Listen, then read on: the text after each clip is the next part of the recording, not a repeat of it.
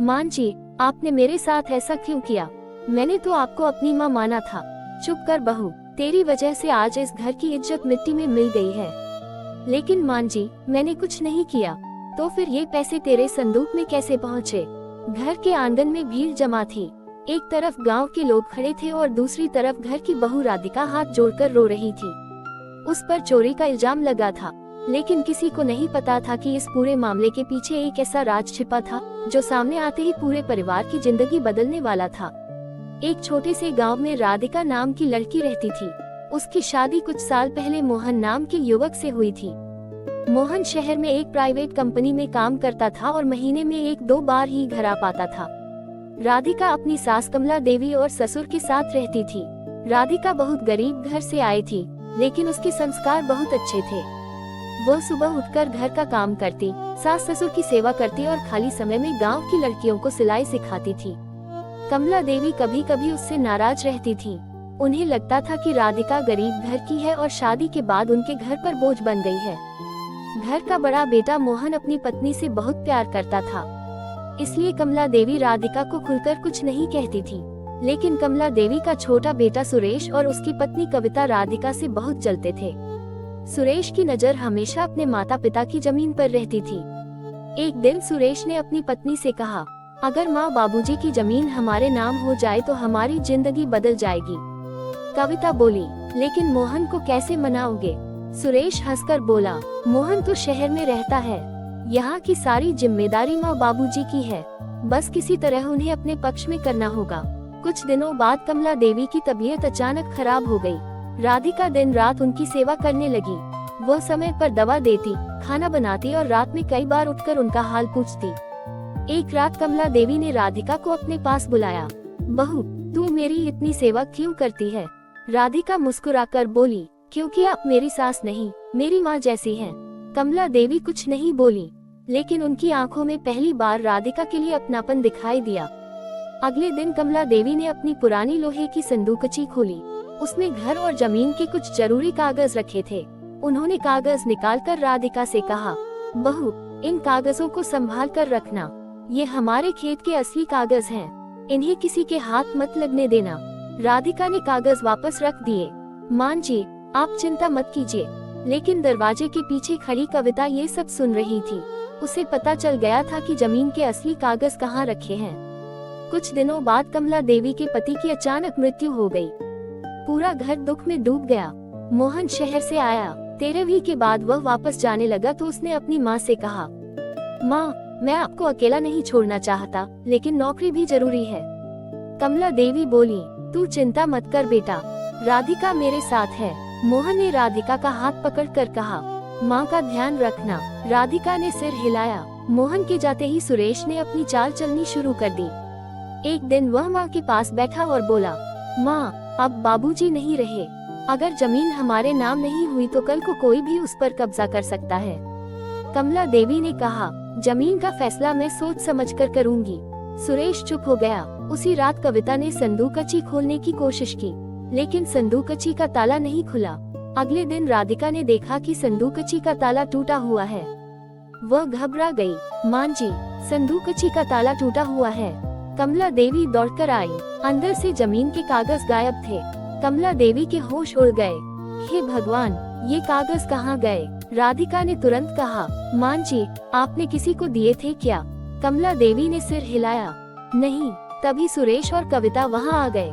सुरेश ने संदूकची देखी और तुरंत राधिका की तरफ उंगली उठाई।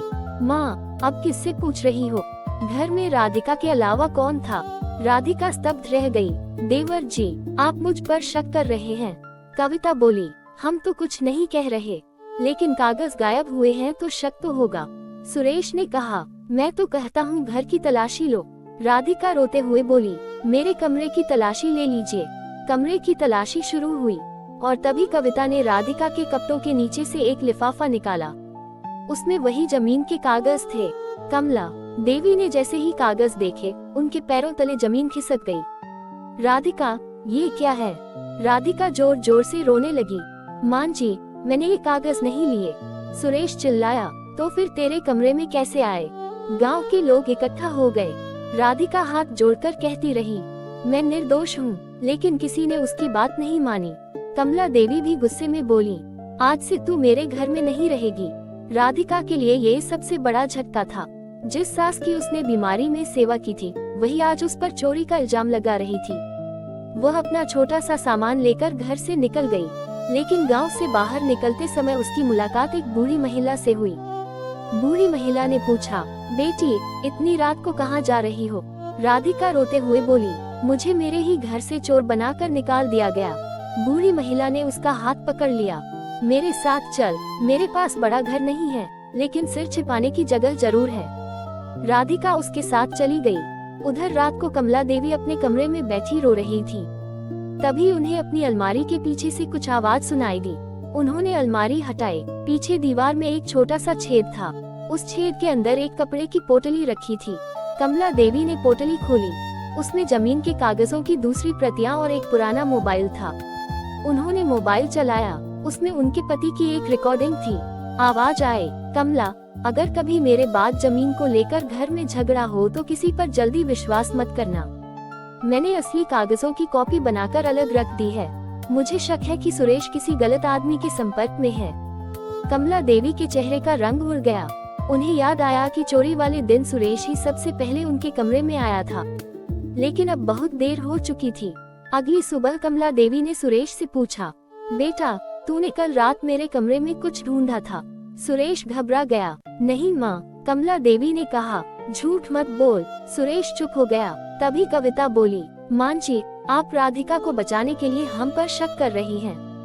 कमला देवी ने पहली बार कड़े स्वर में कहा, राधिका को मैंने घर से निकाल दिया है, लेकिन सच को घर से नहीं निकाल सकती।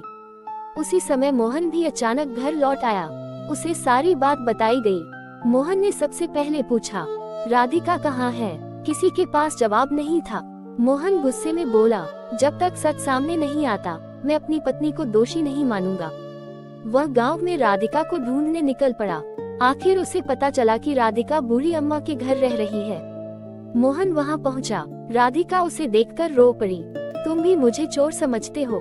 मोहन ने उसका हाथ पकड़कर कहा, मैं तुम्हें जानता हूँ, तुम चोरी नहीं कर सकती। राधिका ने पूरी बात बता दी।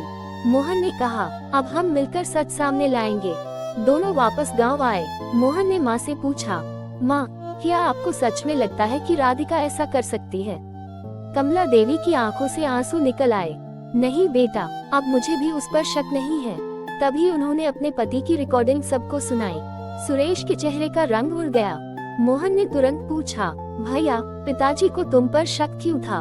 सुरेश चुप रहा। तभी गांव के एक बुजुर्ग ने कहा, कुछ दिन पहले मैंने सुरेश को शहर के एक जमीन दलाल के साथ देखा था। अब सबकी नजर सुरेश पर थी। मोहन ने उसका फोन छीन लिया।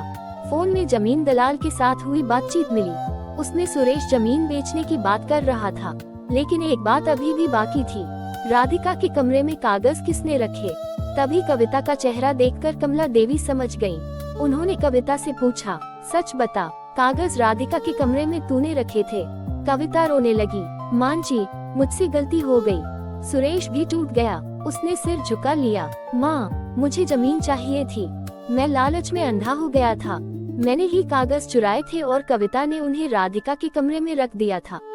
गांव वालों के सामने सच्चाई आ गई। कमला देवी राधिका के सामने हाथ जोड़कर खड़ी हो गई। बहू, मुझे माफ कर दे। राधिका ने तुरंत उनके हाथ पकड़ लिए। माँ जी, आप मेरे सामने हाथ मत जोड़िए। कमला देवी रोते हुए बोली, जिस बहू को मैंने अपनी बेटी कहा था, उसी पर मैंने भरोसा नहीं किया। राधिका ने कहा, माँ जी, गलती हो गई तो क्या हुआ? अब हम मिलकर इस घर को बचाएंगे। मोहन की आंखों में आंसू थे। उसने राधिका से कहा, तुम सिर्फ मेरी पत्नी नहीं हो, तुम इस परिवार की सबसे मजबूत इंसान हो। कुछ दिनों बाद सुरेश ने गांव वालों के सामने अपनी गलती स्वीकार की और जमीन के मामले से पीछे हट गया। कमला देवी ने जमीन का फैसला अपने दोनों बेटों के बजाय गांव के वकील की मौजूदगी में कानूनी तरीके से कराया, और राधिका ने गांव की लड़कियों को सिलाई और पढ़ाई सिखाने के लिए एक छोटा सा केंद्र खोल दिया। अब वही लोग जिन्होंने उसे चोर कहा था, अपनी बेटियों को उसके पास भेजने लगे। एक दिन कमला देवी ने राधिका से कहा, बहू, उस दिन अगर तू घर छोड़कर चली गई होती और हमेशा के लिए हमसे रिश्ता तोड़ लेती तो मैं शायद खुद को कभी माफ नहीं कर पाती। राधिका मुस्कुराई। मान जी, परिवार में कभी कभी गलतफहमियां हो जाती हैं, लेकिन जहां सच्चाई और प्यार हो वहां रिश्ते फिर से जुड़ सकते हैं। और इस तरह जिस बहू को कभी पूरे गांव के सामने चोर कहा गया था, वही बहू आखिरकार पूरे परिवार की इज्जत बचाने वाली बन गई। सीख, किसी पर बिना सबूत के आरोप नहीं लगाना चाहिए। लालच इंसान से बड़ी गलती करवा सकता है, लेकिन सच चाहे जितना दबाया जाए, एक दिन सामने जरूर आता है। और रिश्तों में सबसे जरूरी चीज पैसा नहीं, बल्कि विश्वास है। अगर आपको राधिका की यह कहानी पसंद आई हो तो वीडियो को लाइक करें, चैनल